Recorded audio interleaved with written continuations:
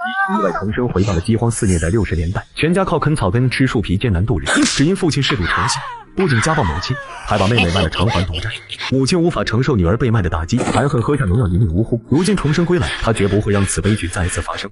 赶快把家里的粮食给我拿出来，我还指望这些粮食去翻本。爹，家里已经没粮食了，娘出去借了，很快就回来。都是你吃的太多，你这赔钱货，养着你就是浪费粮食。明天就去镇上把你和你娘都卖了，有了这钱我就能翻本。爹，不要再打了，我等下少吃一点，不吃也行，你不要打我。我让你打我妹妹，我今天就要杀了你！你疯了？你要杀了你老子吗？你给老子等着！妹妹疼吗？哥，没事，我都习惯了，一点都不疼。听着妹妹的话，赵志正立刻失声痛哭。是哥没用，哥是废物，没照顾好你。哥，你怎么会没用？你是世界上最好的哥哥呀！赵志正刚准备说话，就听到妹妹的肚子传来叽里咕噜的声音。妹，你多久没吃饭了？快2天了。该死的赵大山，要不是他，我们一家也不至于这样。妹，你等着，我去给你搞点吃的。哥，你要去哪？我们还是等娘回来吧，娘回来就有粮食吃了。没事，我去山头上转一圈，看看能不能弄点肉，到时候给你烤肉吃。哥很快就回来。赵志正在山上转了半个钟头，在一个树杈上发现了几只灰狗子，他拉开弓箭，咻的几声，毒箭立马飞了出去。灰狗子挨好几次，都软趴趴的从树上掉下来。感受着手上沉甸甸的3只猎物，赵志正脸上全是笑容。今天我娘和妹妹总算是可以吃上一口肉了。赵志正说着，直接朝家里方向走去。刚到家门口，就听到了房间里传来了母亲王新梅哭泣的声音。娘，怎么了？哥，爹把娘借来的粮食抢走了，还打了娘。我今天非宰了这个人渣不可，他就不是人。儿啊，算了，没用的。眼见母亲这副模样，赵志正只能压下这些思绪。娘，你看我带回什么来了？哥，是灰狗子，这是你打的吗？你这是从哪里弄来的？娘，我刚才到山头转了一圈，弄到了3只灰狗子。娘，我要吃肉。娘，好久没吃肉了，我给你们烤肉吃吧。好，我们今天好好吃一顿，我去厨房处理。半个多小时，2只灰狗子总算是烤好了。娘，真好吃。那你多吃些，吃饱点，好长身体。20分钟不到，一盘烤灰狗子还有炖肉被3个人吃的是干干净净的。赵芳满足的打了一个饱嗝，他今天是真的吃饱了。此时王新梅眼神中却露出了担忧，以后的日子可怎么过啊？赵志正同样担忧了起来，日子不能这么过下去了，必须做出改变。娘，我要出去一趟。刚下了雪，你这是要去哪里？我在村里到处转转，你别担心我，带着妹妹好好休息吧。赵志正带着弓箭来到山腰后，很快就在地上发现了一堆黑乎乎的东西。这东西看着一粒一粒的，好像是种子，其实是傻狍子的粪便。此时突然发现不远处有个什么东西走过来，正是他苦等的傻狍子。他在附近捡起了一根木棒子，缓缓地朝着傻狍子走去。这只狍子却是待在原地不动。就在赵志正快要靠近时，傻狍子总算反应过来，转过身跑了没几个小子突然高高立起，一头钻进了雪地里，只剩下一个呈现出花朵状的屁股。赵志正一棒子敲在脖梗处，傻狍子直接就晕过去了。解决了完傻狍子，他没有急着下山，而是朝着路口处的一栋房子走去，那正是村里守山人住的地方。距离屋子200米左右的地方，赵志正停了下来，把傻狍子埋了起来，继续往前走。徐大爷在不在？咯吱一声，屋子里出来一个人。这不是赵家娃娃吗？怎么跑这里来了？赶紧回家去。徐大爷，我想拜你为师，学习打猎，自己养活自己。打猎没你想的那么容易。我知道打猎很难。徐大爷，你18岁能够上山打大炮卵子，我要向你学习，做一个厉害的猎人。你小子准备的倒是充分，这事你是从哪听说的？山下村民没少讨论你，关于你的事情我可记得一清二楚呢。熊瞎子12只，大炮卵子20只，青皮子几十只，剩下各种猎物数不胜数。附近当之无愧的第一猎人，村民都尊你一声徐炮。听完赵志正的这一番描述后，徐其强心情非常的舒畅。好话谁都喜欢开心归开心，但这徒弟肯定是不能轻易收的。徐大爷，你当初15岁打到了狍子，才走上猎人这条路的。我要是能打到一只狍子，你就收我为徒，怎么样？打到狍子就想做我徒弟，想得太简单了吧？徐大爷，你不会是怕我太优秀，超过你了吧？就你这小子还想超过我？做梦！徐大爷，你就说敢不敢跟我赌吧？你要是不敢，我就下山去找其他人。你这么多年一个徒弟都没有收，说不定就是怕了。臭小子，3天之内你要是能打到狍子，我现在就收你为徒。君子一言，驷马难追。我说过的话，一口唾沫一口钉。徐大爷，你等着！臭小子，外面有陷阱，你给我小心点，别乱跑。没一会儿，赵志正把狍子扛在肩上，快步走到了徐其强身前。师傅，这是我今天打到的，你看怎么样？这东西真是你打的？赵志正明白对方的意思，把自己抓傻狍子的过程跟对方讲了一下。行了，先跟我进来。做我徒弟最重要的一点就是要听话，能做到吗？师傅，我家的情况你是知道的，我不想再过这样的日子了。我要自食其力，让我娘和妹妹过上好日子。你爹娘知道这件事情吗？徐大爷，我今年18岁，是个成年人了，这件事情我能自己做主。说完，赵志正直接跪了下来，冲着徐其强磕了3个响头。你这徒弟我收了，不过你得下山跟你爹妈说一句。师傅，徒弟下山前有2件事情想求你。什么事？特种兵意外重生回到闹市。全家靠啃草根吃树皮为生，他们家里有一个适度诚信的父亲，家暴母亲还把妹妹卖了还赌债，母亲无法承受女儿被卖的打击，含恨喝下农药一命呜呼，重生归来。为了不让悲剧再次发生，无奈只能上山拜师打猎来养活家人。师傅，我娘和我妹好久没吃肉了，你看这傻狍子能不能分我几斤肉？徐其强二话没说，他直接拿出一把拆骨刀，卸下了一条后腿，直接扔给了赵志正。那第2件事情是什么？那个师傅，我想搬到你这里来住，这样就能更好的学习打猎技术。只要你爹娘同意了，你随时可以搬过来。谢谢师傅，我现在就回去准备。秋桂芳家在哪你知道吧？我知道。师傅，你是不是想让我带点东西回去？你把这个给我带过去。赵志正直接应了下来，扛着袍子就往村里走。娘，你看这是什么？你从哪里弄的？快跟我说清楚。娘，你不会以为这东西是我偷的吧？那你想多了。为了避免母亲胡思乱想，赵志正就把今天发生的事情都告诉了他。什么？你真的认徐炮当师傅了？是的，娘，明天我就上山跟我师傅学打猎去。好，好，好，这是好事啊。娘，你先把这东西处理好了，我们好好吃一顿。很快，一锅肉便端到了桌上，3人吃的是干干净净。娘，我等会就回山上了，晚上把门给拴好，谁来都不开门。今天白天他教训了赵大山，晚上应该是不会回来了。那他要是回来了，也不开门吗？娘，他有2个兄弟在村里，动不死他的。总之你不要开门。好，娘听你的。芳芳，你把碗筷放到厨房去。儿啊，你是不是有事跟娘说啊？是的，娘，你有没有想过以后这日子怎么过？唉，还能怎么过？使劲熬呗。娘，那你有没有想过离婚？你怎么会有这种想法？看到母亲的表情，赵志正知道这件事情还是提早了。眼下这个年代，离婚可是件大事，尤其是对女人而言。可是赵大山这人太不靠谱了，我们跟着他看不到希望的。这件事情暂时不着急，娘你好好考虑一下。赵志正交代完后，袍子肉直接放在邱桂芳家门口，就直接上山了。第2天一大早，赵志正刚一睁开眼睛，就看到徐其强在擦枪。臭小子，想不想摸一摸？师傅，我当然想摸一下啊。赵志正二话没说，接过来非常熟练的做了上膛动作，瞄准一气呵成，动作熟练的不能再熟练了。你小子以前是不是用过枪？枪肯定没玩过，弹弓和弓箭我都玩过，感觉也差不多。这枪要是给我，肯定100发100中。你就吹吧，弹弓和枪能一样吗？一边说着，2个人就出发寻找猎物了。师傅，我们今天去哪里打什么猎物？山里一堆熊瞎子，你能打吗？今天跟我到处走走，有什么打什么。没一会，徐其强就指着树上的灰狗子说道：“你小子不是会用弓吗？给我露一手。”赵志正往前走了2步，瞄准了树上的灰狗子，咻的一声，直接命中了树上的灰狗子。看到这一幕的徐其强眼睛瞬间一亮，这小子的准头真行，难道是有这方面的天赋吗？师傅，你看怎么样？哼，打个灰狗子就把你得意成这个样子，这要是打了只熊瞎子，你还不得上天？赵志正嘿嘿一笑，没有说话。他知道师傅这是让他不要骄傲，先把东西放在这，回来的时候再来取。没一会，2人就走到了山口处，就发现雪地上有一些新鲜的脚印。师傅，这是野猪的脚印。你小子眼睛倒是挺厉害的，那你说说，还能看出点什么来？你看这脚印一深一浅，应该是受伤了，而且这应该是野猪群。那能找到方向吗？师傅，就在前面了。此时2个人躲在一棵大树后面，100米左右的地方有5只野猪，1大3小走在前面，最后一只是大炮卵子，一瘸一拐的跟在后面。师傅，这个距离应该能够打2枪，第1枪要是打中了，第2枪能不能让我试一试？行行。徐其强没有磨蹭，端着枪对准了后面的公野猪。没一会，就见大炮卵子倒在了地上，没了动静。臭小子，接下来就要看你枪法准不准了。赵志正接过枪后没有说话，瞄准了不远处的一只小黄毛。原本快速奔跑的小黄毛就这么倒在了地上，抽搐了几下就没了动静。这小子第1次开枪就能够准确命中猎物，并且直接击毙，天才啊！此时的大野猪已经躺在地上，没了动静，2个人这才走了过去。这应该有300多斤了，师傅，宝刀未老啊！300斤的大炮卵子算什么？你师傅我800斤的雄霸都打过。师傅，下次有机会带我去见识一下熊瞎子呗。今天只是运气好而已，真以为大炮卵子这么好打？你小子千万别给我好高骛远，在山上小心一点，才能活得久。我知道了，师傅。2个人处理完之后，找了一根木棍，把一大一小绑在木棍上，一前一后的扛着往山下走去。2个人把猪肉抬进屋里，小半个屋子都填满了。你小子累了一天了，为师今天给你烤点肉吃。师傅，那我今天可是有口福了。没一会儿，屋子里就飘起了阵阵的肉香。臭小子，来尝尝你师傅的手艺，各死鬼投胎啊！吃慢一些。师傅骂你2句就不高兴了？不是，就是这东西太好吃了。好吃就多吃一点，我这边继续烤着，你先吃。赵志正刚才那副表情，是因为烤肉没有达到他的预期，不知道是什么原因。吃到第2串肉的时候，他眼睛这才亮了起来。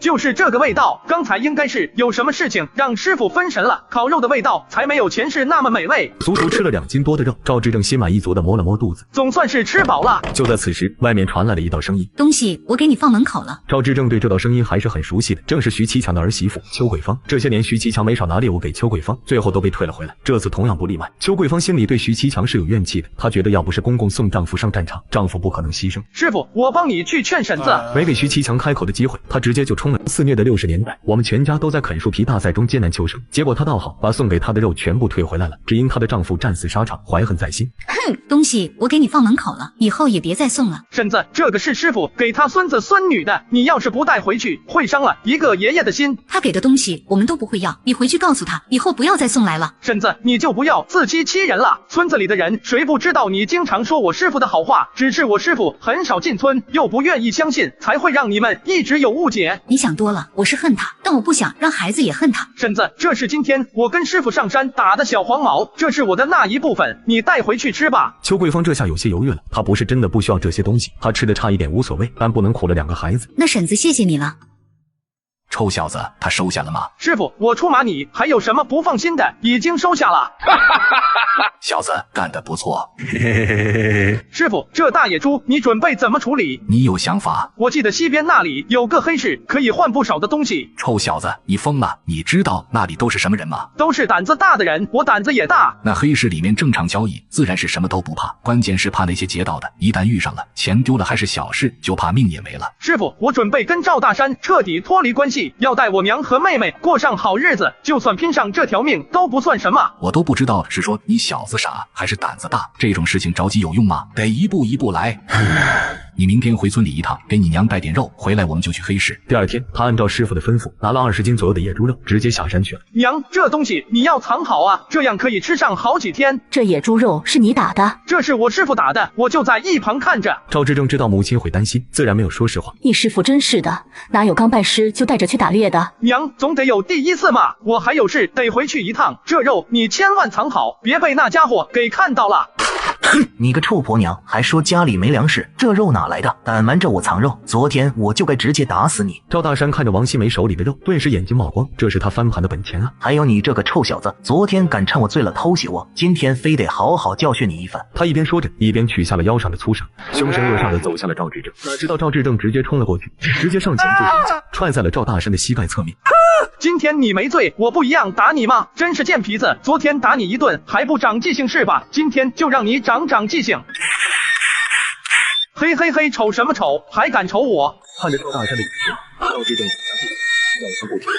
哎呦，臭小子，你要杀人吗？快给我住手！哎呦喂，儿子够了，别打了。王新梅不是怕儿子打坏了赵大山，只是怕丈夫会秋后算账。臭小子，等我把你伯伯叔叔叫来，有你好受的。我倒要看看今天嘴到底有多硬。哎呦喂，别打了，别打了，小兔崽子，你想谋杀亲爹啊？孩子不要再打了，真打出个好歹来，对你不好。赵大山，你赶紧走啊！哼，臭小子，有种你别跑。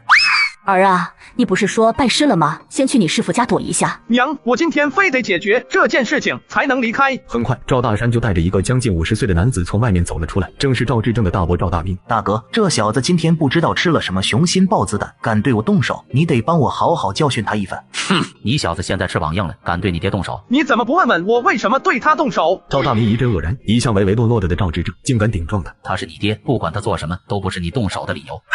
有你这种不讲道理的大哥，怪不得会有这样混账的弟弟。臭小子，你怎么说话的？我今天非得好好教训你一番。赵大明说完，朝着赵志正大步走来。赵大山赶紧跟了上来，冷笑的看着赵志正。等会儿一定要打得这小子求饶。你们要干什么？此时的赵志正直接从厨房拿了一把菜刀出来。臭小子，你是不是疯了？来来来，我看看到底是你们拳头快，还是我这刀快？今天我把你们这群人渣全给剁了，就当为民除害。你小子到底要做什么？难不成真要杀了你爹？杀了就杀了，反正这日子也活不下去了，不如拉着他一起死。此时的赵志正看到这一刀，赵大明和赵大山别，有话好说，有话好说啊！我知道你爹不是东西，我让他给你赔不是？还不快给孩子道歉！我错了，都是我的错，我认错。哼，你不是知知道错了，你只是知道要死了。爹，有事好商量，好商量。你不为你自己想想，你也得为你娘、为你妹想想啊。家里要是没了男人，你让他们娘俩怎么活？没了他才好活，赌鬼只有死了才是最好的。不过以后我不赌了，绝对不赌了。我们一家人好好过日子，好好过日子行吗？你说再多，我也不会相信你了。那你说个法嘛，有什么要求你直接说。我要分家，以后各过各的，老死不相往来。你是不是昏了头？这样的话不能乱说。你想跟我分家？怕是没出去2天你就冻死、饿死了。笑死！你什么时候往家里拿过粮食？没有你，这个家只会更好。跟我分家，你能活下来再说吧。你少废话，今天要么我俩一起死，要么分家。不想死就跟我去村委。重生到60年代，开局就要和亲生父亲分家。村支书，我要跟赵大山分家。你别闹了，这马上入冬了，你分家了，住在哪里？我暂时住我师傅那里，过冬没问题。哦，你哪来的师傅？守山人徐其强就是我师傅，我住到他那里去。臭小子，你做什么梦呢？谁说我徒弟在做梦？众人赶紧看向门口，只见徐其强背着枪从外面走了进来。这是我刚收的徒弟，谁都别想欺负他，听清楚了吗？薛老爷子，这娃一大早就说要分家，你得帮着劝一下。有什么好劝的？难道我的徒弟在山上活不下来吗？不，以老爷子你的本事，这小子要能学个1/10，以后就什么都不用担心了。你小子想分家没问题，但把我花在你身上的钱给我，房租和生活费加起来1个月10块钱，18年下来就是2160块钱。你别做梦了，要钱1分没有。你怎么不去抢？这家在我看来完全可以分，这样的爹不分家等着吃苦吗？徐大爷，这是我们家的私事，你不好做决定吗？说的没错，你这就是多管闲事。哎呦喂，你凭什么这么跟我师傅说话？这家就算是彻底分了，以后我负责给你养老，你以前给我吃什么穿什么，以后你就吃什么穿什么，冻死饿死只能怪你命不够硬。志正，不管怎么说他都是你爹，有你这么当儿子的吗？哼，他不配。赵大山脸色涨得跟猪肝一样，他觉得这是莫大的羞辱。老支书，纸笔借我一下。分家后，赵志正从老支书家出来，只觉得神清气爽，外面的天地如此广阔，以后他可以肆意遨游了。娘，你一定要保重身体，最多半年的时间，我一定会找个落脚的地方，到时候把你和妹妹接过来，不再让你们受苦。好，娘和芳芳等着你。第二天，外面刚微微亮，师徒2人就直接出发去黑市了。穿过这个山谷，前面就是黑市了。你敢不敢一个人进去？我可以的，师傅。你就不问问为什么？还有你一个人去就不怕吗？嘿，有师傅你在，我怕什么？还有你这样安排，肯定是有原因的，我照做就行了。你年纪小，黑市那些人肯定不把你放在心上，他们真要做点什么，肯定不会太谨慎。我在外面压场子，就不会出太大的问题。我知道了，师傅。那这头野猪要换点什么东西？你想换什么？师傅，马上要过冬了，我想换3套衣服的皮毛，给我娘和妹妹换身新衣服。行，就按你说的去卖，剩下的换钱，1套衣服外加50块钱，少于这个价不能卖。OK。赵志正刚走到村口旁边，突然闪出来一个人，警惕地盯着他。什么慢？出麦子，弄像来的，报复慢，灯笼慢。那人上下打量了赵志正一眼，挥了挥手，示意可以进去了。刚才2人交流用的都是黑话，一般人是根本不懂的。什么慢就是什么人，赎墨子是自己人的意思，弄像来的就是来弄钱的。报个满意思，让赵志正报个姓氏，灯笼万就是赵，取赵的谐音。赵志正找个地方把野猪一摆，过了好一会儿，这才有人走到赵志正身边。这大炮轮子是你搬？要买就买，不买别问。搬就是杀的意思，对方摆明是在试探，他自然不会给什么好脸色。怎么卖？3套做衣服的皮毛，再加50块钱。1套衣服加20块钱，我给你包圆了。不卖。这个价格是他昨天跟徐其强一起商量的，少1分都不行。这头大野猪处理下来最少有200斤的肉，肯定是值这个价的。对方摆明是想坑他。1套衣服加30块钱。对于这个价格，赵志正话都不说了，直接闭上眼睛。王五，你这人怎么这么小气？200斤肉就给这个价格，人家怎么可能会卖给你？谢六，你别来捣乱，这买卖是我先看上的。做生意讲究的是价高者得，你先来就是你的，你以为你是皇帝老儿啊？就拿你刚才的价，东西卖给我吧。先别着急，我这还没出价呢。谢六，你别在这里给我捣乱。我买东西出个价就叫捣乱，总不能你看上的东西别人都不能出价了吧？这2个人一看就是有恩怨的，说不定我今天能捡个便宜回去。其他的不变，钱给你加到80，怎么样？旁边王五的脸色就更难看了，这个价格对他来说有点高了。谢六，今天这事我记下了。没给对方开口的机会，转身就走了。看着王五离开的背影，谢六脸上全是得意，一手交钱一手交货。这里有不少袍子皮，足够你做3套衣服的了。钱呢？谢六从口袋掏出3张大团结和一些毛票，都在这里了，你自己数一数吧。东西你们可以带走了。小兄弟3里路滑，你可得小心点。临走的时候，谢六满含深意的提醒了一句。赵志正冷冷的看了对方一眼，没有说话，转身就走了。刚走到山谷中间，赵志正脸色微微一变，身后似乎有人，他不敢多耽误，赶紧加快了脚步。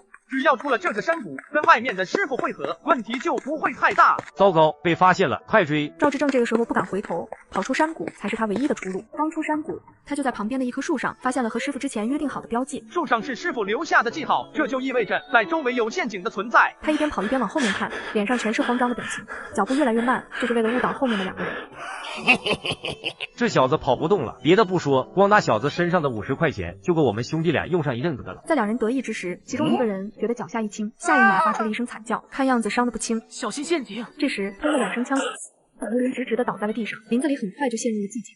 此时的赵志正2人彻底远离了危险，在一个山脚下面休息。师傅，刚才换的东西都在这里了。你刚才杀人了？对方这副表现让他有些害怕。这小子不会是个恶魔吧？师傅，我这是为民除害，同时也是保护自己。师傅，你觉得我做错了吗？我记得昨天师傅你跟我说的第一件事情就是不管任何时候自己的小命是最重要的。现在这些人威胁到了我们难道不应该先下手吗？哼，道理我自然是懂，只是我无法接受你杀人后能够如此的平静，至少第一次不该这么平静。赵志正发现刚才的表现让师傅起了疑心，他要弥补一下，假装走到一旁吐了起来。徐西强看到这一幕后，总算是松了一口气。还好徒弟不是恶魔，走回。奶奶特别偏心，为了让大伯小叔家顿顿吃上肉，竟然趁他不在家，把他好不容易猎到的肉全部拿走了。娘，这野猪肉是真好吃，你从哪里弄来的？好吃你就多吃点，是你三哥给的。听说志正分家了，是不是真的？这小子抽什么风？哼，被臭小子这么一闹，我们一家人都跟着丢脸。我要不是年纪大了，今天非得上山好好骂他一顿。不说这个了，你快点吃吧。我待会儿给三哥他们送一些过去吧。送什么送？这都是给你吃的，他们家你别管了。听到这里，赵志正再也忍不住了。把我打的野猪肉还给我！你这小兔崽子跑我这来撒野了是吧？志正，你这话是什么意思？是不是有什么误会？四叔，具体是怎么一回事？你问他不就知道了？赵志正，你怎么跟你奶奶说话呢？哼，做了还怕别人说吗？那猪肉是我辛辛苦苦在山上打的，准备给我妈和妹妹改善一下伙食，分你一点没问题，全部拿走是什么意思？娘，这是真的吗？哼，要是没有你的伯伯叔叔，你们一家早就饿死了。现在拿点肉怎么了？你那是拿一点吗？20斤肉你全拿走了，一口都不给我妈和我妹留，有你这么做事的吗？当年我妹好不容易有一套棉袄，你直接扒下来送给了大伯的女儿，她难道不是你的孙女吗？家里有什么东西你想的都是其他人，为我们一家人考虑过吗？为什么不能一碗水端平？这些就算了，那年我妹病了，找你借钱去看病，你1分钱不给就算了，还说我妹是个女孩子，死了也不亏，你说的这是人话吗？秦文莲被这一番话气的是直哆嗦。造反了，赶紧去把你大哥叫来，我今天要好好教训这小子一番。志正，不要再说了，赶紧跟你奶奶道歉。哼，道歉是不可能道歉的，他这些年的偏心你们应该都看在眼里吧。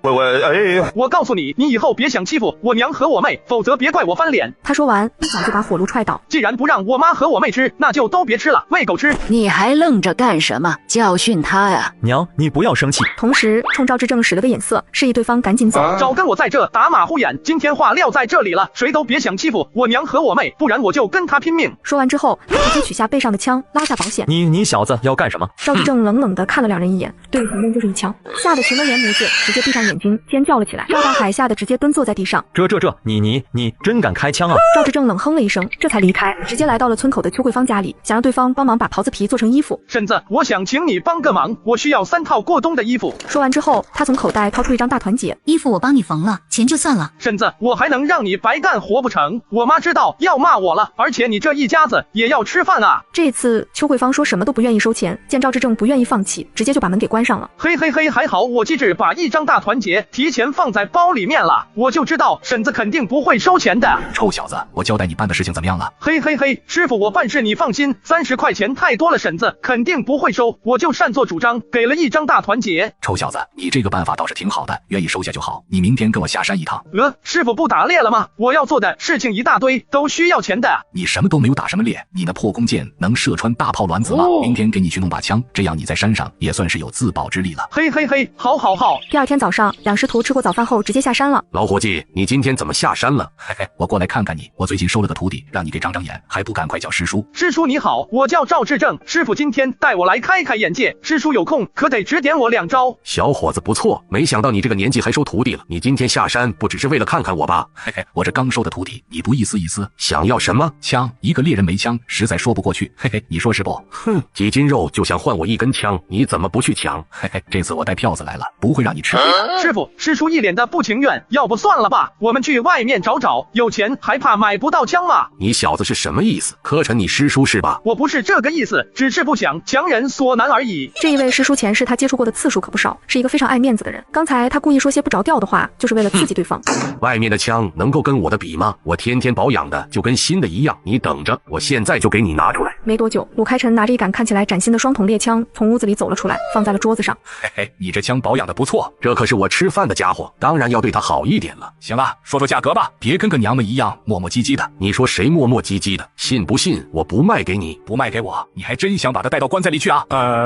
枪我可以免费给你们，不过你得答应我一个请求。都这么大年纪了，还放不下那件事情，关系到我儿子的一条腿，你觉得我能放得下吗？前几年鲁开晨带着儿子上山，遇到了一只雄霸，一场大战，最终结局比较惨烈，雄霸被打伤了一只眼，鲁开晨受了重伤，儿子更是丢掉了一只腿。还是说钱吧，我带个徒弟不容易，不想去冒险。师傅，其实我觉得可以试一试。大人说话，你小孩子插什么嘴？滚出去！过了好一会儿，徐其强这才从屋里出来，手上拿着那把双筒猎枪。师傅，你不要生气，俗话说得好，不想当将军的士兵不是好士兵。我立志要当猎人，自然要做最好的猎人，你说对不对？你小子总有理由，我说不过你。师傅，你放心，我一定会帮师叔完成这个心愿的。那等你本事够了，再帮你师叔吧。走，现在跟我买狗。60年代，这师徒俩却掏空全部积蓄用来买狗。老何，最近有没有好的狗苗子？都在这里了，自己看。把那黑狗拿出来给我看一下。你眼光还是那么多，正宗的狼串子。哦，狼串子，你还有这样的好东西？100块不二价。徐其强没有急着讲价，把黑狗拿到手上后，认认真真的检查了起来，然后他平静地把狗递给了赵志正，开始跟老何谈起了价。狗确实不错，但要100块就属于狮子大开口了，人家一条头狗就60块左右，你这只是条幼狗，最多给50。你一个老猎人不知道狼串子的好吗？这狗训练好了，绝对是头狗的资质，还是蝇头香。你觉得50块钱能买到吗？那70块我给你拿下了，别跟我说100块，这狗养起来得费多少心思，你自己心里清楚。光是每天喂肉就是一笔不小的钱。行了，70块你拿走吧。等一下，何大叔，我再加10块，把这3只狗一起送给我们呗。光有头狗可不行，得有几只帮狗一起养着，能省力不少。呵呵，这小子是真敢说啊！你这小子嘴倒是利索，你凭什么觉得10块钱能换我3只狗？嘿嘿嘿，你看这里来往的人是不少，但是有一个人上来问你买狗吗？哼，就算别人不买，我就一定要白送给你吗？嘿嘿嘿，这么多狗一天得吃不少东西吧？听到这话，老何脸色微微一变，这可说到他心坎里去了。你再给我加10块钱，这3只狗全部给你了。徐其强直接就答应了下来，爽快的给了钱。走，回去吧。师傅，好不容易来镇上，我想给我妹买点零食，家里的盐油没多少了，我想再买点。去吧，知道你小子孝顺。到守山人小屋，徐其强坐在炕上。知道怎么培养头狗吗？我不知道呀，师傅。要养出几条好的猎犬可没那么简单。你可以利用这段时间好好的熟悉一下这把枪，多打些猎物给狗吃，培养感情。接下来的几天，作为师傅的徐其强看到徒弟的表现后，直接沉默了。自从手里有枪之后，赵志正每天都往外面跑，从来就没有空手而归。看着堆了一角落的猎物，徐其强忍不住开口道：“小子，你明天别出去了。”师傅，这是为什么？我还没熟悉这枪呢。你这话说的自己信吗？我这里已经没有子弹了。啊，没子弹了，那可怎么办？真枪手都是靠子弹喂出来的。猎物的伤口我都看了，基本上都是一击毙命。你小子还想忽悠我？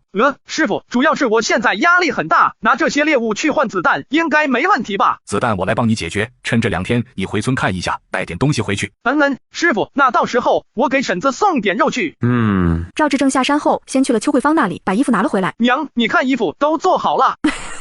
芳芳，快来试一下新衣服。娘，你也试一下，看这衣服合不合身。缝衣服这种事情你叫我来办行了，怎么还去麻烦你邱婶子？娘，我这不是怕东西放在家里被某些人给偷了吗？嘿嘿，哥，这衣服真好看。你先穿着，等哥赚钱了给你买新衣服，那个更保暖。真的吗？当然是真的，这个也是给你的。哇，是大白兔奶糖，这东西可不便宜，浪费这钱干什么？妈，以后村里人有的，我们家都会有的。行，儿子长大了，以后听你的。此刻的他对未来的生活充满了希望。这时，外面传来了赵大山不高兴的声音：“人都死哪里去了？这中午饭还做不做了？”马上就来，你等一会儿。娘，我先回去了。你怎么在这里？不会是在山上过不下去，来家里拿东西的吧？儿子就是回来看看我的，你不要多想。你这衣服哪里来的？衣服是我师傅给我的，有什么问题吗？徐其强会对你这么好，你这东西不会是偷来的吧？你胡说八道些什么呢？儿子才不会做这种事情。哼，你知道什么？我听说今天村头老吴家丢了狍子皮，不会是你小子干的吧？听到这句话，王新梅脸色一变，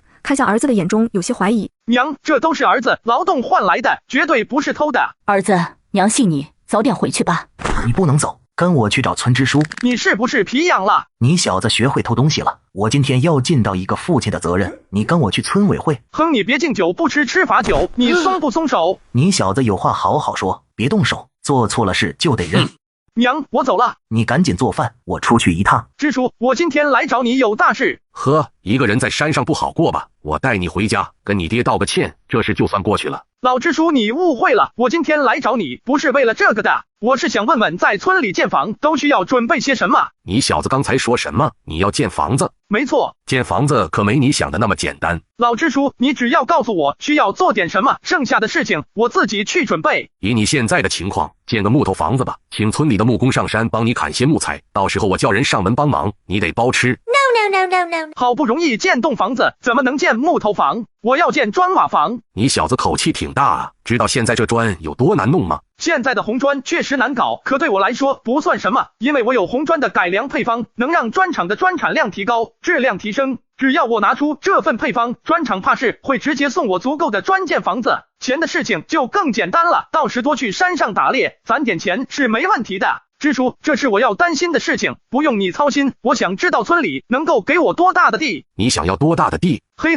当然是越大越好。村委那一块地我看起来不错，你直接给我吧。人家房子都是往村口建，你怎么选村委啊？那边安静，我不喜欢吵吵闹闹的。给你2分地怎么样？啊，2分地太少了，最少给个4分吧，好歹得有个院子。给你那么大块地，你小子想建多大的房子就3分了，没得商量。支书，这地确实小了点，不过这次我听你的。你小子别得了便宜还卖乖，村里一个人宅基地最多1分，现在多给你1倍，你就偷着乐吧。就在此时，赵大山风风火火地跑了过来。支书，我找到偷狍子皮的人了。你怎么也在这里？说吧，你怎么知道的？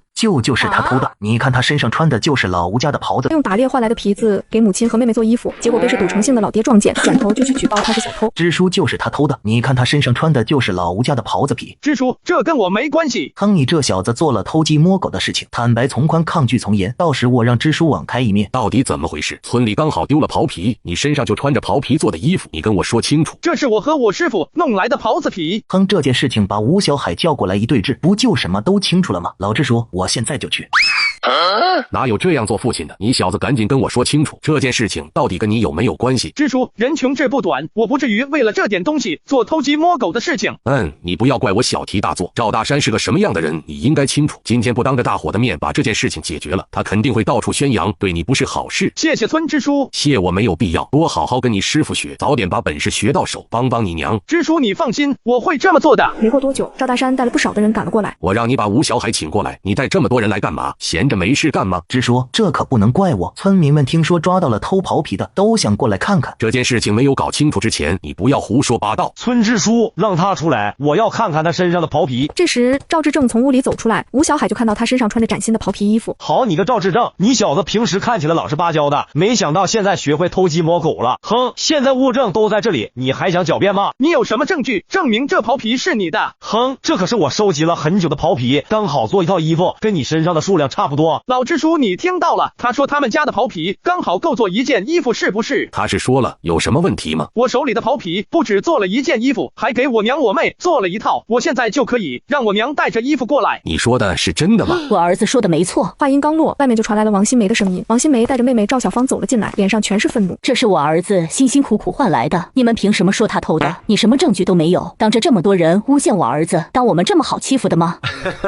这件事情是我做的不对，我错怪志正了。看到对方这么快就认错了，王新梅没再追究，直接走到了赵大山身前。他可是你儿子，你为什么要这样对他？你在这里冲我喊什么？有什么事情回家解决。你做错了事情，今天必须给儿子道歉。我看你就是皮痒了，今天非得好好教训你一顿不可。赵大山发出了一声惨叫，他的手还没有举起来，就被赵志正一脚踹飞了。你是不是忘记上次我跟你说什么了？敢动我娘，我看你就是皮痒了。这个臭小子当着这么多人面打老子，这以后让我在村子里还怎么做人？哼，臭小子，我今天非得好好教训你一番。赵志正又是一脚踢在赵大山肚子上，他再次倒回在了地上。以后再敢动手，我就把你给卸了，给我记住了。这时，在一旁的吴小海看着赵志正冰冷的眼神，缩了缩脖子。这小子太吓人了，以前还真没看出来，出手挺狠的。你还愣着干嘛？赶紧道歉啊！是大山告诉我的，我真的是脑子坏了，才听了他的鬼话，是我不该。对不起，志正。赵志正冷冷的看了赵大山一眼，这才走到一旁跟母亲说起话来。娘，你在山下好好生活，等我赚钱建房子，把你和妹妹接过来。好的，儿子，娘和妹妹在家里等你来接我们。回到山上，赵志正并没有跟师傅讲这件事情，因为他关心的是眼下这件事情。嘿，师傅，买到多少子弹了呀？我就知道你这臭小子想的是这件事情都在这里了。这路弹太少了，根本就不够用啊！臭小子，你这是拿来练手的，又不是让你去打雄霸的。嘿，师傅，你不要生气，我跟着你上山肯定是要打大猎物的，小动物你也瞧不上，对不对？我警告你小子，练枪就给我好好练，别有其他的想法。嘿，师傅，你前2天不是还说我的枪法差不多了吗？该实战一下了吧？这小子这2天打的猎物我都检查了一番，准头方面是没有任何问题的，继续练下去没有任何的意义，只有在实战当中才能够更快的进步。明天我们爷俩就进山一趟，把周边可能存在的危险都检查一遍。好。第2天一大早，两人喂完狗就直接出门了。路上，徐西强看到一些草药后，会简单的跟赵志正讲一嘴。就在赵志正认真学习时，突然听到不远处传来了一阵鸟鸣声。师傅，我没听错，这好像是飞龙的声音吧？你小子耳朵倒是挺灵，确实是飞龙的，这可是好东西啊！没想到这次跟师傅上山，一来就这么幸运，能够遇到飞龙。嘿，师傅，到时候我们各放一枪，看谁运气好。打枪靠的是准头，怎么到你这还靠运气了？以为师傅会输给你？嘿，师傅，你靠的是准头，我靠的当然是运气了。你小子的准头是没问题的，关键是看稳不稳，这是对你的一个考验。好表现，走吧。两师徒非常默契的举起弹弓，对准了那群飞龙，啪啪2声，同时打了出去。下一秒就看到树底下的2只飞龙已经没有了动静。你小子在枪法这方面算是出师了。师傅，我还有很多东西要跟你学呢。行了，赶紧把东西处理一下。师傅，这东西能卖不少钱吧？这东西可不便宜，愿意尝鲜的，就算100块钱一只都有人要。嘿，师傅，那我们可就发达了。这东西这么贵，普通人家哪里吃得起？不好卖出去的。我想去城里试试。你把这东西弄好，下次去城里看看能卖多少钱。嘿，好，谢谢师傅。赵志正加快了手上的动作，很快就把2只飞龙处理好了。这时，不远处突然传来了阵阵狼嚎。打猎本想着能等着野兔野鸡赶上伙食，没想到直接撞上一群被狼群赶出来的老狼。1只、2只、4只，哎呦喂，这阵仗我可好久没见过了。师傅，附近有狼群，数量还不少。你记得上次我们从黑市回来也遇到过一次，距离上次遇到的地方并不远，是从入山口往山下的方向。再这么下去，说不定会到村子里面去。师傅，现在眼下就看到4只老狼，要是周围还有别的狼群，那对于村子的威胁就太大了。入冬了，这群野狼应该是找不到吃的才会跑出来。我们去看看什么情况，说不定今天得提前下山了。两人躲在一棵树后面，很快就看到不远处有4只狼正在进食。师傅，情况有些不对。哪里不对了？一般野狼都生性多疑，进食不可能这么放松，这里面肯定有问题。那你说都有什么可能？只有一个可能，怕是附近还有野狼。你小子算是把我之前的话都听进去了。朝那边看。赵志正立马望过去，那里是一片杂草，有一块地方时不时就会动一下。这里明明没有风，那处地方平白无故的动，明显是有问题的。野狼就躲在那后面。没错，你小子不要自满，这山上的东西多着，你还得学。师傅，我知道了，我用手机记一下笔记，方便后面复盘一下。这还差不多，好记性不如烂笔头。不对，你小子哪里来的钱买新手机？是不是偷我私房钱了？没有啊，师傅，我冤枉，这是我捡漏买的。这手机一看就很贵吧？咋捡漏的？快给我说说。不贵，这很简单，想换新手机，闲鱼捡漏很划算。99新苹果15 Pro Max 比官网便宜3600元，还有1000元补贴红包。听起来还不错呢。那可不是全新买不起，而是闲鱼严选，更有性价比，件都验过，还能7天无理由退货。闲鱼真的太神奇了。行，不耽误时间了，先把这4只狼给解决。你一个人能解决吗？赵志正明白过来，这恐怕是师傅对他的考验。他二话没说，直接子弹上膛，开始瞄准。一声，自己逃跑的狼应声倒下。此时赵志正第2枪顺利打出，逃跑的老狼也应声倒下了。没多久又一枪。跑出去一段距离的野狼再次倒下。这小子的枪法确实离谱，准得吓人，能一个人干掉这么多只老狼，属实不简单。还是放跑了一只？不对，应该是2只。知道你问题出在哪里吗？师傅，要不你先过去看看。臭小子，你还不服气？不是不服气，师傅你看了就知道了。徐其强刚走几步，就见不远处的地方静静地躺着4只野狼，除了草丛躲起来那只跑掉，其余的全部都在这里了。刚才你明明只开了3枪，现在留下了4只野狼，那只能说明一件事情，你小子刚刚其中1枪居然射杀了2只狼。师傅，我的枪法还可以吧？相当的可以，枪法这一块你可以出师了。师傅，接下来是不是可以教我制作陷阱了？回去我就开始教你。这个狼肉腥味太重，没法吃了，把皮剥下来回去做帽子，这东西可保暖了。说完后，他从腰间拿出小刀，蹲在其中1只狼面前开始剥皮。师傅，你这手艺是真好啊！多学多练，你以后肯定能和我一样。师傅，等下让我试试怎么样？那你就试试，别有什么负担，坏了也不怕。我尽力。1个多小时后，看着几张完整的狼皮，徐其强不知道该说些什么了。你小子偷偷摸摸学过剥皮吗？师傅，我会不会是剥皮中的天才？想什么呢？臭小子，赶紧把东西收拾一下，我们离开这里。又走了一段距离后，那里是我的临时住所，好久没来了，过去看看。好久没来了，味道都这么重了，以前来过地窖子没有？赵志正去的次数自然不会少，但当着徐其强的面不能说出来，只是摇头说没来过，脸上还露出好奇的神情。徐其强没有多想，让徒弟自己熟悉一下，直接开始生火。今天就在这里凑合一下，明天一大早再出发。师傅，我去处理2只灰狗子当晚饭。我跟你一起去，把今天打到的猎物都简单处理一下。2个人在路上打到了不少的猎物，趁着这个时候简单处理一下。处理完1大半的猎物下，没想到对方开始对狼皮动手了。你小子还会处理这个？嘿，略懂。那我倒是要看看你到底是真懂还是假懂。只见赵志正第一步就是把狼皮上多余的脂肪给刮掉，这样就不会轻易腐烂，风干后也不会有奇怪的味道。看着徒弟的动作，徐其强嘴巴越张越大，脸上除了震惊再没有其他表情。思来想去，徐其强觉得只有一个解释，就是对方的记忆力实在是太好了，看过1遍的东西都能够立马记下来。你小子的记忆力是不是真的那么好？记忆力好并不算什么，有些东西得看经验，光凭记忆是没有用的。少在这里得意，你这手艺是不错，但距离大师差得还远。赵志正只是嘿嘿一笑，没有接这个话题。吃完东西后，赵志正主动提出去四周转一圈，看看周边的环境以及有没有什么潜在的危险。你只能在周边巡视，出了什么问题立马大声喊我，明白吗 ？OK。出了地窖之后，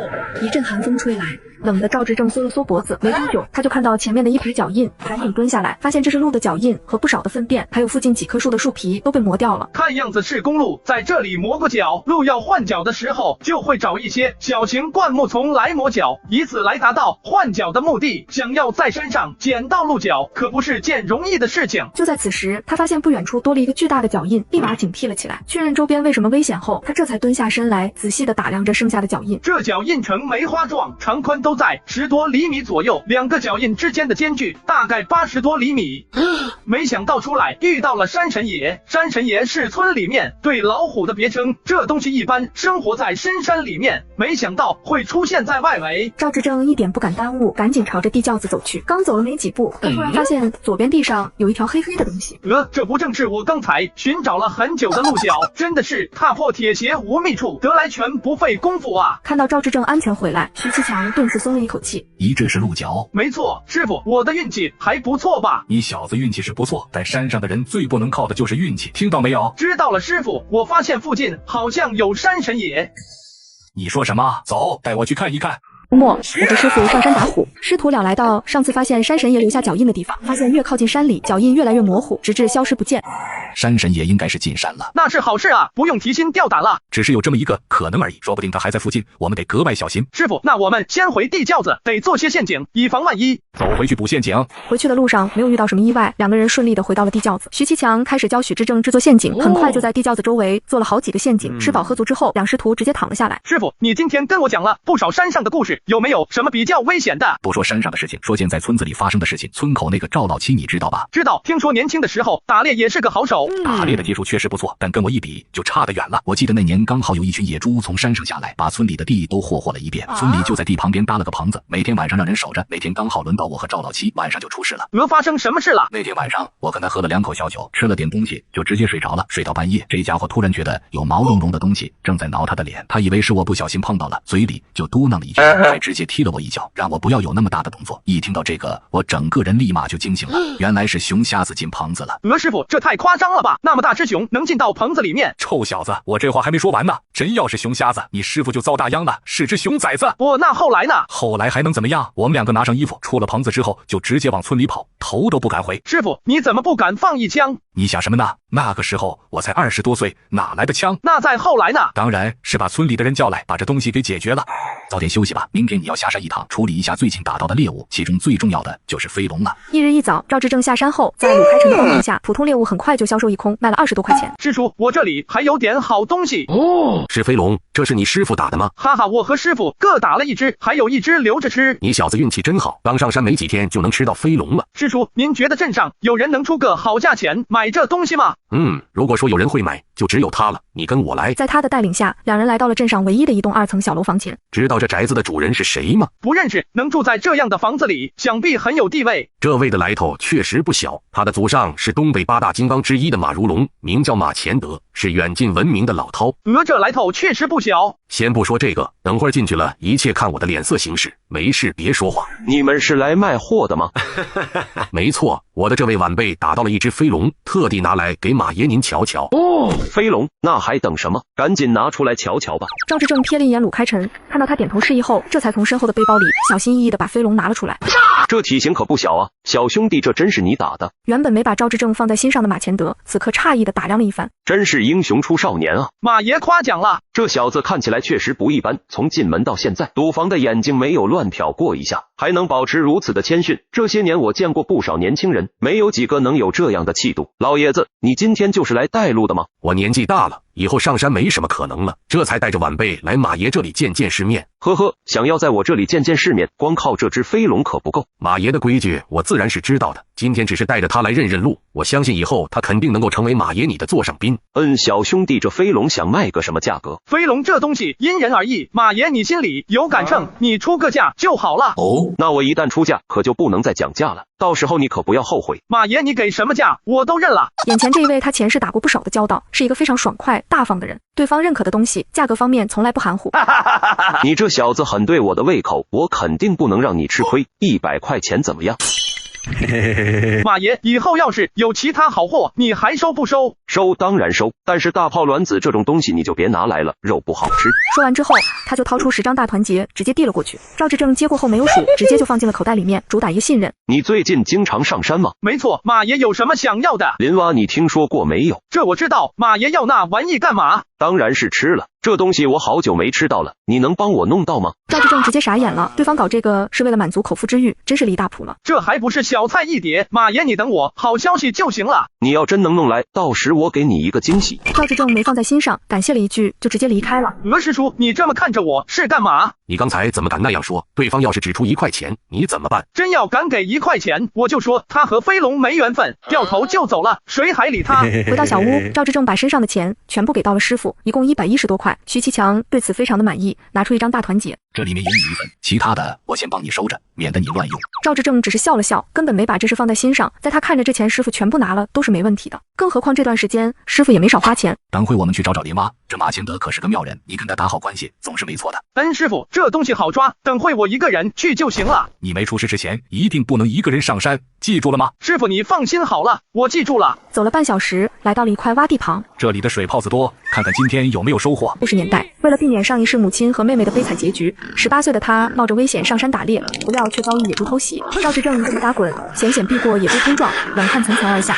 突击失败的大野猪哼唧几声，停下后转身再度猛扑。赵志正本能地向旁边2棵树跑去，徐其强举枪瞄准，却迟迟不敢扣动扳机，生怕误伤爱徒。师傅，你还愣着做甚？快上树啊！刚到树下，野猪已如箭在弦，直冲他而来。他跟野猪的速度相比，终究慢了半拍。赵志正只能放弃这个求生机会，往旁边一滚，再次躲过了这次攻击。他四处寻找更好的逃命机会。这时，2棵交叉生长的树映入了他的眼睛，他灵机一动，立马就想到了办法。趁着野猪还没有转头，他赶紧躲到了树后面。野猪就气势汹汹地冲了过来，臭小子，你干什么？赶紧跑啊！赵志正此时聚精会神地盯着野猪，根本就听不到师傅说的话。砰的一声，野猪狠狠地撞在了2棵交叉生长的树中间。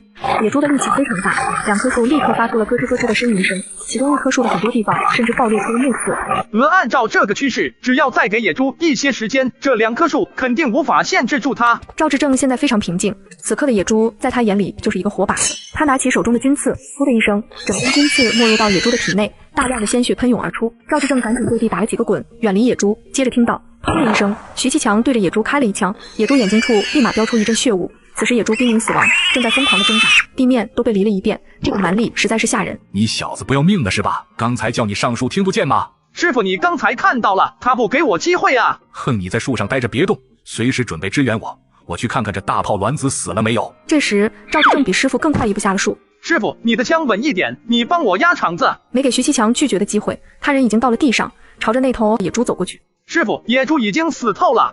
看着地上足足有300-400斤的野猪，他不知道是该高兴还是该担心。以往山上打猎，想要有这样的收获，起码要在山上待一段时间。跟着这个徒弟倒好，2天时间内就打到了一只大野猪。你检查一下，看这野猪有没有什么问题。赵志正此时已经蹲下来，正在认真的检查野猪的身体，看能不能发现什么东西。山上的野猪发狂的原因不多，第一是食物不够，第二是到了发情的时候，第三就是遇到了人类的打扰。但从这头野猪的体型来看，食物方面肯定是不缺乏的。现在是冬天，同样不是野猪发情的季节，那么就只剩下一个原因，这头野猪会不会是其他猎人的目标？就在这时，不远处传来的一阵狗吠。你先躲起来。徐其强把背上的枪拿下来，瞄准了狗吠传来的方向。此时赵志正躲在了一棵大树后面，赵志正眯着眼睛盯着那个地方，很快就看到了2道黑影和3只狗快速朝着他们跑过来。别开枪，我们是从那边山头过来，再追一头野猪。躲在树后的赵志正眉头微微一皱，这个声音听起来有点熟悉。当年师傅之所以出事，就是因为这2个人，没想到重生回来会让师傅提前跟这2人遇上。你们是从哪座山追过来的？就是旁边的2龙山。我叫尤志强，这是我弟弟尤志明。老爷子叫什么名字？我叫徐其强。这是你们发现的猎物，最后死在我们手里，就按山上的规矩，1人1半，有没有问题？老头，这是我们发现的猎物，凭什么要分你一半？什么意思？你们想要独吞？老爷子误会了，我们这里2个人，你才1个人，我们应该多分一些。真他妈贪心，什么都没做就想分走2/3。你以为我们这边只有1个人吗？现在拿着1半的肉走，我们井水不犯河水，否则你们今天全部都得留在这里。这时尤志强2兄弟的脸色非常难看，他们没有想到徐其强还留有后手。今天我们认栽，兄弟留个名字。哼，赶紧拿肉走人，不然别怪我不客气了。这肉我们不要了，给你们了。尤志强说完，眼珠子一转，拉着弟弟转身就要走。赵志正哪里会让对方轻易离开？说好1人1半，你不拿别怪我不客气了。前世这2兄弟在山上做了不少伤天害理的事情，绝对不是什么好人。之所以不愿意拿肉，恐怕不是不想拿，而是想全部吞下。而他们2师徒扛着这么多的肉，肯定是逃不过这2兄弟的追杀。让对方拿1半肉走，就是打消对方的这种想法。有了收获，谁都不愿意铤而走险。那行，这野猪我们一起给他处理了。没问题。很快，大野猪就分成了2半。尤志强指着地上的大野猪，你们先选。你们选完赶紧走人，我们东西比较多，晚点再走。尤志强听完之后，对着弟弟点了点头。尤志明赶紧扛着半扇猪肉离开，一直等到弟弟走了好几百米，尤志强这才开口：老爷子，你那位同伴该出来了吧？这时赵志正从后面露出半个身影，枪已经放了下来。老爷子告辞了。很快，尤志强2兄弟便消失在了远处。师傅，我们赶紧离开这里吧。2师徒不敢有任何耽误，挑着肉就赶紧离开了这里。一来是这里的血腥味太重，二来他们还没有脱离危险，留在这里风险太大。赵志正2人没有埋头赶路，走出一段距离后，找个地方躲了起来。这样做的目的很简单，防止尤志强2兄弟杀个回马枪。先别着急，我们等一会儿再走。安师傅，这2个人你之前听说过吗？从今天的接触来看，心术不正，以后遇到千万小心。赵志正松了一口气，经过今天这件事情，相信师傅对这2兄弟就会有戒心了。又等了1个多小时，确定没什么危险后，赵志正2人这才继续赶路。师傅，我们是不是走错路了？这是回村子的路啊！你不是要建房子吗？有这么多肉，可以请人帮忙啊！哈哈哈！我这徒弟这么优秀，我今天要让全村的人都看到。宝的60年代，这个18岁的男孩执意要和父亲分家，只因前世妹妹被人贩子带走。母亲也含恨离世，现如今他靠打猎撑起了家，村民却背地里笑话他不自量力。你们说赵志正现在在山上过得怎么样？跟着徐其强日子肯定过得不会太差吧？你说的那都是老黄历了，徐其强现在都多大了，能像年轻的时候那么威风吗？赵志正还是太冲动了，刚成年就想分家，怕是要吃大亏。是啊，一个年纪太大，一个年纪太小，上山打猎不是说光有经验就行，得有足够强壮的身体。这时，一个村民就发现不远处2道黑影正朝他们走来。你们看，那2个人是从山上下来的，还挑了不少的东西，看样子打到猎物了。没听说村里有人上山，是外面的人吗？咦，看起来好像是赵志正和徐其强。我看他们挑的东西可不少，你们说他们这次打到什么东西了？会不会有大炮卵子？怎么可能？徐其强现在年纪那么大了，赵志正才刚开始学打猎，怎么会打到大炮卵子？还愣着干什么？赶紧上前帮忙啊！在场的村民这才反应过来，纷纷走上前准备帮忙，很快就看到了赵志正2人肩上挑的东西。老爷子宝刀未老啊，不愧是附近闻名的老炮手，比村里那群毛头小子厉害太多了。众人嘴里夸奖的话就没有停过，当然这些话都是针对徐其强的，根本就没把赵志正放在眼里。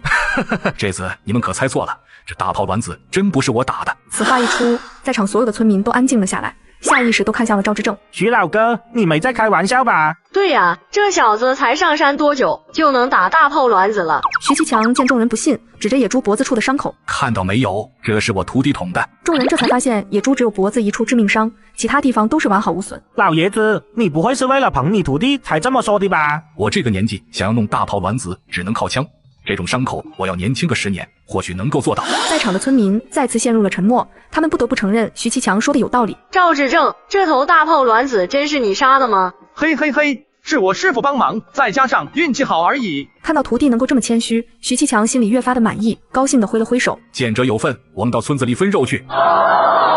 很快，村民们手里都分到了1斤多肉，赵志正2人这才继续往村委会走去。老哥，你带着这些东西来我这里，应该是有事吧？安无事不登3宝殿。今天我来确实有事相求。老哥，你说的是什么事？对我们来说是大事，对你来说只能算是小事。徐其强向前一步，直接勾住对方，勾肩搭背的像个2流子。多大年纪了，还给我来这一套？放稳重一些，你小子没见过你师傅这个模样吧？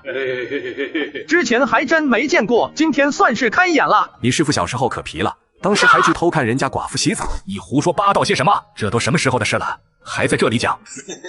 现在要脸了，刚才不是很得意吗？不说这些鸡毛蒜皮的事情了，说正事。这小子不是要在村里建房子吗？这些肉，请人去山上砍些木头，做些土砖，你得帮忙。原来你是为这个事情来的。离房子的事情，你这是妥协了。当初你小子信誓旦旦的说要建砖瓦房，我可是劝了好久都劝不动了。支书，我还是之前的想法，要建一定得是砖瓦房。你小子知道你在说什么吗？师傅，我就是想让我娘和我妹过上好日子，没有其他的想法。臭小子，你真当砖瓦房那么好建呀？你有钱吗？能弄到砖吗？不知道，不过我相信办好这些事情不难。况且师傅，你可以帮我。我帮不了你，你小子就会在这里做白日梦。上次我帮你去问过了，有钱都买不到，排队的话前面还有几家大型国企。你小子现在还想建砖瓦房吗？你小子现在身上1分钱都没有，还想建房子？你怎么不建长城？眼下这个年代，想要建个砖瓦房到底有多困难，赵志正心里非常清楚。支书，这些肉给村里人，到时候请他们来帮我挖个地基，你看怎么样？此时，徐其强的脸色已经难看了起来，徒弟太异想天开了。不要以为这是跟上山打猎一样，里面差距大着呢。这件事情你得听你师傅的，我们2个还能骗你不成？先弄个土坯房，以后等有钱了再来弄砖瓦房，你看怎么样？我说了，要让我娘和妹妹过上好日子，必须建砖瓦房。我懒得管你了，你自己看着办吧。徐其强说完之后，气呼呼就跑出去了。他向来是一个没什么耐心的人，不然之前不可能一个徒弟都收不到。你师傅都是为了你好，你可不要伤了他的心啊。支书，这件事情就按我的意思来。这么点肉，就只能让人家帮忙挖个地基，其他的你就不要想了。那先把地基打起来，得让我娘和妹有信心。我今天就把肉发下去，到时候再选个日子做这件事情吧。那谢谢支书了。不用谢我，到时候别怪我就行了。得到支书的承诺后，赵志正这才高兴地离开去找师傅了。师傅，我已经办好了。徐其强瞥了徒弟一眼，站起来大步往前走，一副不想搭理他的样子。师傅，你等等我。你这么会自作主张，还要我这个师傅干什么？师傅，我说了，要让我娘和妹过上好日子，哪能用土坯房来忽悠他们？这怎么能叫忽悠？你看整个村里有谁能够住上砖瓦房的？都是土坯房，就你要的不一样，你得有那个本事才行。面对师傅的教训，赵志正笑呵呵地听着，根本就不打算反驳。我最讨厌你这副什么事情都有把握的样子，知不知道这种事情有多难？人家都做不到的事情，你凭什么觉得能做好？他之所以这么气愤，其实是在心疼这个徒弟。徒弟年纪轻轻的，却是一个非常有责任心的人，刚上山就背负这么大的压力，这在他看来实在是太难了。他怕徒弟没做成会一蹶不振。师傅，谢谢你。这个徒弟是一个什么样的性格？他早就已经了解了，基本上是一口唾沫一口钉。眼下事情已经发生了，他能做的就是给徒弟多些支持和帮助。师傅，你在这里等我一下，我去把这些肉送给我娘还有婶子。你去吧，我刚好找人聊聊天，你去村口赵老七家找我。赵志正给家里送完肉，就直接朝着邱桂芳家走去。人叫邱桂芳，丈夫战死沙场，留下2个嗷嗷待哺的小娃。从此她将所有怨气归于公公徐七强。她始终认为是公公当年执意送丈夫上战场，才酿成了这场悲剧。而徐七强也内心愧疚难安，虽未多言，却默默选择离开这个家。多年来，他不断送来猎物，试图弥补，却被邱桂芳一次次退回。直到这一天，赵志正终于看不下去了，决定亲自登门，打破这道横亘多年的坚冰。志正哥，你怎么来了？你爷爷让我给你们送肉来了。哇！2个小萝卜头看到了赵志正手上的肉，嘴巴不自觉地抿了抿，一连咽了好几口口水。上次我说的话你都忘了吗？他的东西我是不会拿的，你给我退回去，不然我连你一起赶走。婶子，你不要误会，这次我是来求你帮忙的。有什么要帮忙的直接说，上次你给的钱还剩不少。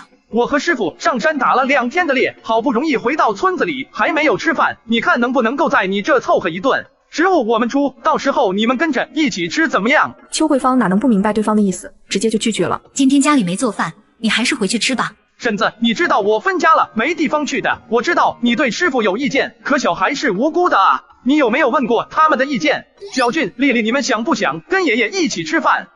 我想见爷爷。娘，你就让爷爷来家里吃饭吧。看着2个孩子一脸期待的表情，邱桂芳有些于心不忍。徐七强搬出去已经有好几年了，2个孩子有多想念爷爷，他是知道的。婶子，师傅年纪这么大了，有些事情该过去就让他过去吧。邱桂芳听到这一句话，心里触动了一下。对方快60了，真的不知道还能在山上住几年。丈夫要是知道这件事情，肯定会怪他的。你叫他过来，我去准备东西。婶子，你就不用忙活了，东西我来弄就好了。我现在就去叫师傅。没给对方反应的机会，他一溜烟就跑了出去。师傅，你快出来！臭小子，什么事情这么着急？就是那个，我刚才跟婶子打了招呼，晚饭我们在她那里吃，可以尝尝那只飞龙了。什么？你刚才说什么？你没有听错，2个孩子想见你，婶子心软答应了。徐七强双手有些颤抖，用力拍了拍赵志正的肩膀，一时不知道该说些什么。过了许久，这才开口：我们走。2人很快来到大门口，看着熟悉又陌生的房子，徐七强突然有些紧张。这里是他的家，可是他已经好几年时间没进去过了。爷爷！这时2个萝卜头飞快地朝徐七强跑过来，直接抱住了对方的腿。这一声爷爷彻底击溃了徐七强的心理防线，眼眶里面满是泪珠。爷爷，我们好想你。乖孙，爷爷也好想你们啊。此刻的爷3抱在一起痛哭了起来。就在此时，邱桂芳从里面走了出来。婶子，我们可以进去了吧？邱桂芳神色复杂的看了徐七强一眼，点点头，把位置给让开了。你们在这里坐一会儿，我去做饭。婶子，这是师傅特地留下来打边炉的，我来处理吧。那我去生火。邱桂芳不想留在这里，找了个理由就直接进了厨房。没一会儿，屋里就飘起了阵阵的奇特香味。高端的食材往往只需要简单的烹饪，飞龙只是放在水里煮了一会，香味就已经全部激发出来。娘，这个好香啊！爷爷，这个真的是汤吗？怎么跟水一样？徐七强脸上全是笑容，慢慢的给2个孩子解释了起来。听完爷爷的解释后，2个孩子都非常的震惊。你们试一试就知道了。看到这一幕的邱桂芳眼神顿时柔和了很多。可一家人相聚的时间总是过得这么快。时间不早了，爷爷要回山上去了。爷爷，你不要走，我舍不得你走。那以后叫爷爷经常来看你们，好不好？徐七强听到这话，立马紧张了起来，眼睛死死地盯着邱桂芳。2个小孩也没有说话，只是盯着母亲，眼中全是期待。回去的路上，徐七强一脸兴奋地走在前面，仿佛有用不完的劲。刚才邱桂芳已经答应了，以后师傅能光明正大的去看2个孩子了。有了这么一层关系，师傅跟邱桂芳之间的嫌隙说不定能够慢慢的融化。师傅今天高兴了吧？你小子说些什么呢？不就是吃了顿饭吗？徐七强脸上的笑容藏不住，只是不想在徒弟面前承认。面对师傅的转移话题，赵志正只是笑了笑，没有揭穿对方。老徐，快来接我。姨师傅，这听着好像是师叔的声音。还不是你干的好事，这老家伙明显是等不及了。那我去接师叔进来。赶紧去吧，别让他等急了。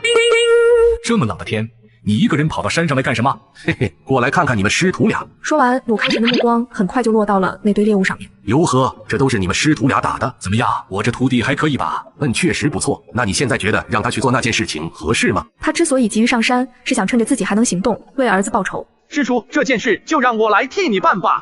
胡闹！别以为上了几次山就觉得自己了不起了，熊瞎子不是你想对付就能对付的。师傅，我跟您学打猎，不就是为了对付这些东西吗？我还没有动手，您就说我不行，这不打击我吗？才学几天的功夫，尾巴这就要翘上天了。知道当初我第一次拿枪是跟着师傅学了多久吗？老伙计，你别激动，有什么话坐下来慢慢说。哼，你到底站在哪一边？你跟他喊什么？赶紧坐下来。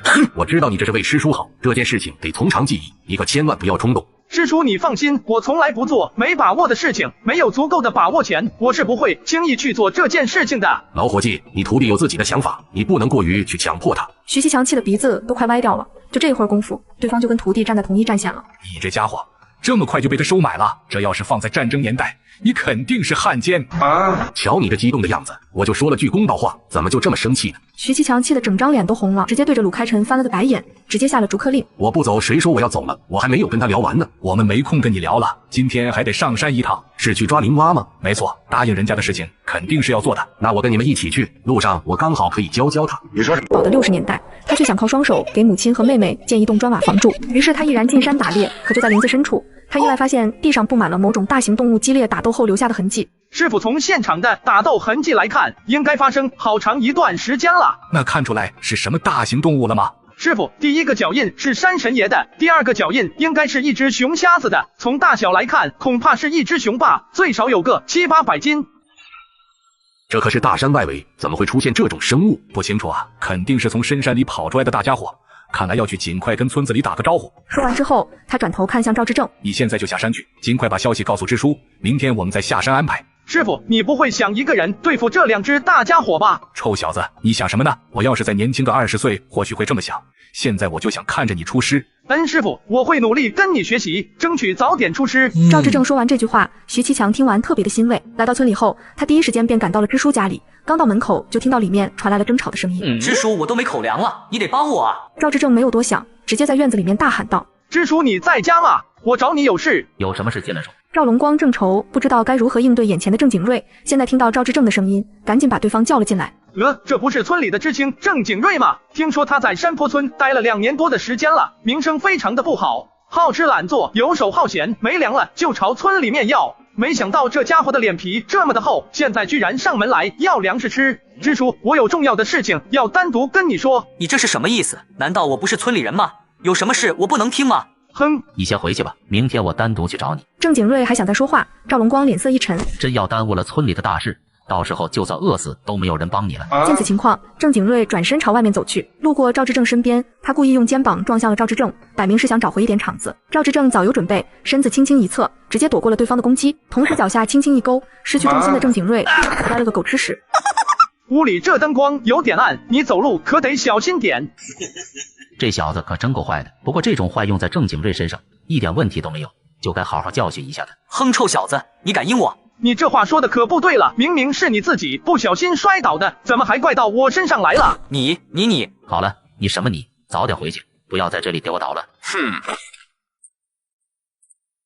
你这大晚上的下山，有什么重要的事情吗？赵志正不敢耽误，赶紧把山上发生的事情通通都告诉了对方。什么？山神爷来了？你没在跟我开玩笑吧？我和我师傅亲眼看到的，他让我下山来报信。你师傅是怎么说的？下山的时候，师傅特地交代我，让村长你先动员全村的人做一些简单的警示陷阱，同时安排人守夜。这样的话，徐其强并没有跟他说，这是他自己的意见。村长，我们不能坐以待毙，今天晚上就得开始做些准备了。行，那你先在这里休息一下，我去把村里的男人都叫来。很快，院子外面已经有不少的人在等着了。这时，一道熟悉的声音传来。赵大山冲到了赵志正面前，指着对方的鼻子骂了起来：“你小子终于下山了！臭小子，你是不是疯了？敢跑到你奶奶家去放肆！你现在还敢回来？赶紧跟我去你奶奶家道歉！”哼，道歉？这辈子都不可能道歉的，你别做梦了！哼，你今天要是不去跟你奶奶道歉，你就休想离开村子。你确定要我去道歉？当然，她可是你奶奶，你这臭小子凭什么敢这么对她？你先把枪放下。赵志正直接把背上的枪取了下来，对准了赵大山。他看着黑漆漆的枪口，腿都快要软掉了。你还不赶紧滚！我要开枪了！赵大山胆子是大，这意味着他不怕死啊。他话都不敢说了，直接跑了。这时，赵龙光才把山神爷的事情说了出来。赵大山的哥哥赵大明又站了出来。支书，到底是谁报的信？靠不靠谱啊？消息是赵志正从山上带来的。听到这个回答，立马就引起了一大堆的议论。看得出来，大家对这个消息都表示怀疑。行了。是徐其强让他下来传消息的，你们现在还有怀疑吗？这件事情有多重要，我相信大家都知道，眼下必须尽快拿出一个方案出来，大家有什么想法可以说出来。这时，一个年轻的猎人站了出来。我认为从今天开始安排守夜，山神爷一来就通知全村人，到时候大家都躲进地窖里面，过2天山神也走了就没事了。赵龙光听了有些失望，抬头看着其他人，眼神中带着询问。赵执政，你有什么想法没有？支书，面对这种情况，我觉得要主动出击，防守太过于被动了。你继续往下说。赵执政没有任何犹豫，把他的方案简单的说了一下。我的方案主要分成2步，第一步是主动出击，到外面的必经之路上挖陷阱，山神爷要是踩了陷阱，危险程度就能降到最低。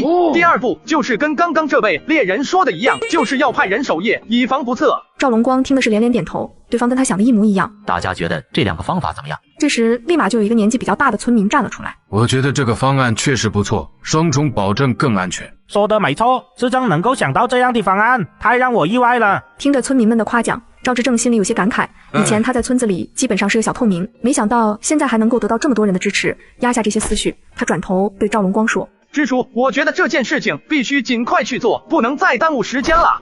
赵执政，我再问你一句，做陷阱的事情你真的有把握吗？我当然有把握，陷阱的事情交给我，安排守夜的事情就由支书你来吧。全村人都在逃命的往山下跑，他却怂恿几个知青直奔深山，说是去看山神爷。可刚入山林，就遭遇一头拦路虎。不好了，出事了！老赵，什么事情把你急成这样？不会是山神爷来了吧？山神爷没来，是有人上山去了。什么？是哪个不长眼的这个时候上山，不要命了吗？是村里那几个知青，说是跑到山上看山神爷去了。这群兔崽子真的是不要命了！这哪是去见山神爷，这是去送外卖了。一共去了几个人？朝哪个方向走了？6个人，朝着入山口的方向走的。去了多久了？走了有一段时间了。刚才村民看到他们几个出去，以为只是在村口转着，一开始没放在心上，后来一直没见到人回来，村子附近也没找到人，这才报到我这里。那还等什么？我们上山去找他们吧。2师徒快步朝着牛头山走去，差不多走了10几分钟后，赵执政就看到地上的脚印，脸色非常的难看。这是山神爷的脚印啊！那群知青不会已经碰上了吧？师傅，你再看那边，那里有一棵枯死的树，被掏了一个大洞，从痕迹来看，应该就是熊瞎子掏的，而且是刚掏完没多久。师傅，眼下我们还是分头去找吧。记住，一切以安全为主，千万不要逞强。师傅，你放心，我还要给你养老送终呢，不会拿自己小命开玩笑。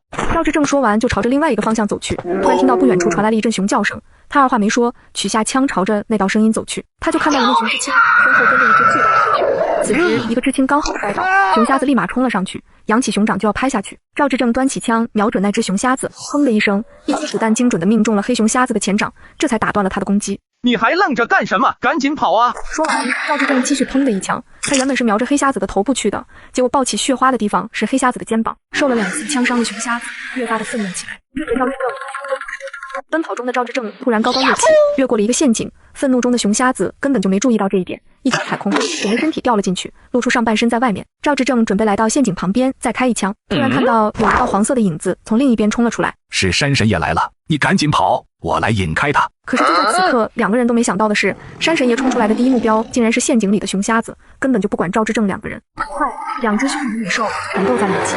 经过一番争斗后，不管是山神爷还是熊瞎子，身上都新添了不少的伤痕。此时双方似乎恢复了冷静，没有再要继续打斗下去的迹象。不好，这2只野兽发现今天的情况不对，他们是准备想逃跑。赵执政不管3七21，对着熊瞎子来了一枪，直接命中熊瞎子的脑后，瞬间倒地不起。你小子可以啊，直接把熊瞎子干倒了，比我年轻的时候强多了，以后肯定能够成为远近闻名的炮手。嘿嘿嘿，师傅，都是你教的好，就是可惜了，让山神爷在眼皮子底下跑了。是啊，这家伙太狡猾了。师傅，你在这里看着这头熊瞎子，我去把那些知青们找回来。你去吧，我来处理这只熊瞎子，我们要早点下山。赵执政朝着刚才那个方向走过去，很快就找到了几个知青。还有其他的人呢？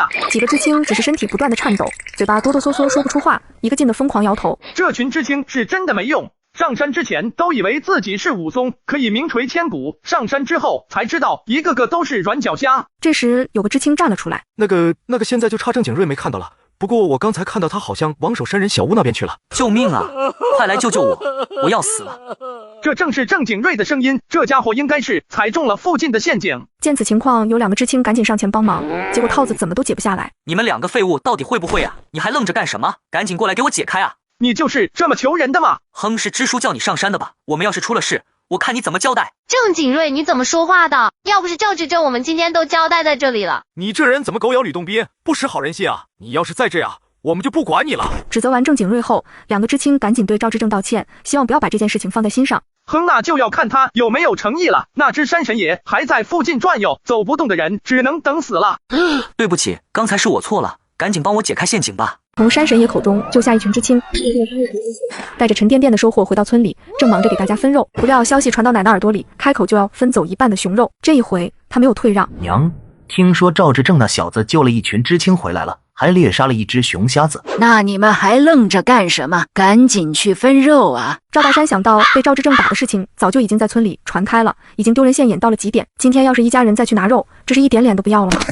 这不太好吧？有什么不好的？他给全村人都分肉了，总不能把我们家给落下吧？你们三兄弟都去，这肉不拿白不拿，我跟你们一起去，我也可以拿一份。娘，这肉还是不要了吧。哼，你们三个怎么一个都没有遗传到我的聪明，都跟你那个死鬼老爹一样蠢。娘，你这话我就不爱听了。你以前可是经常说我像你的。那这肉怎么不去拿？放着白得的便宜不要，你不是蠢是什么？刚被自家侄子打了，现在又去分肉，这不好吧？你怎么一点脑子都没有？他一个晚辈打了你这个长辈，那是分一点肉就可以的吗？说什么也要让他把一半的熊肉给我们家，不然这是没法过去。娘，你说的太对了，不管怎么样，这小子打长辈都是错的，必须让他付出代价。没错，我们拿出长辈的身份，再说说昨天被打的事情，他还能不把熊肉和熊胆给我交出来？三人没再犹豫，跟着秦文莲赶紧朝着村中央走去。支书，这分肉怎么不叫上我们呢？这猎物是赵志正打的，人家想分就分，没有必要特意去通知你吧？赵志正，你还是不是我们赵家人了？这东西难道不应该是自家人挑了，再分给别人吗？我已经和赵大山分家了，我跟你可不是自家人。你个大的，你说的是人话吗？你身上流着的是我们赵家的血，你要是再这么胡闹，以后祖祠你都别想进。哼，真要是这样，我求之不得。我今天当着全村人的面，我和你们赵家的关系就这么断了，以后不要再往来。这时，在一旁的赵大山脸色非常的难看，赵志正接二连三的让他丢脸，实在是太可恶了。臭小子，有本事把你刚才的话再说一遍。我再说一遍又怎么了？你们都给我听清楚了，从今天开始，我跟赵家没有任何的关系，以后你过你们的，我过我的，祖祠这玩意我才不稀罕。秦文莲听完也气得直接蹦了起来。支书，这件事情你管不管啊？这个哒的无法无天了。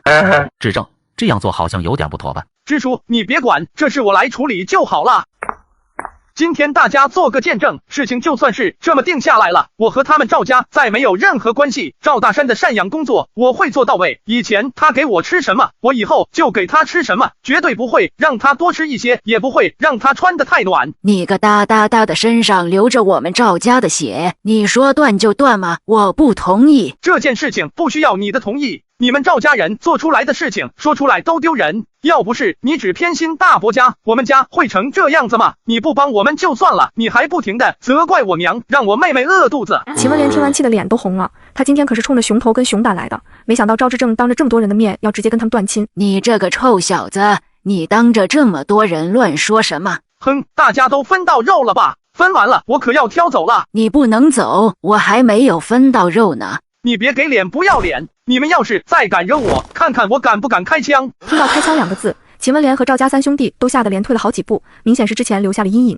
秦文莲，你不要在这里胡搅蛮缠了，这熊是赵志正打的，他有分配权，人家不给你，你不能强要。其他村民见支书开口了，也纷纷开始为赵志正说话。支书说的有道理，你们总不能抢人家的东西吧？是啊，分家了还好意思朝人家伸手，你们怎么是有脸做这种事情的？行了，这件事情就到此为止了，大家都散了吧。听到老支书开口，其他人没再说什么，高高兴兴的带着肉离开了。秦文莲一家人见没人帮他们说话，也只能灰溜溜的离开了。明天你带着熊胆去镇上一趟，把这东西给卖了，你房子就可以开始建了。师傅，熊是我们2个人一起打的，我要那个波棱盖，熊胆就给你吧。臭小子，师傅的话都不听了，现在你还没有出师，猎物分配方面以后都听我的。你明天还要去找你师叔一趟，就说我们之前答应他的事情已经做到了。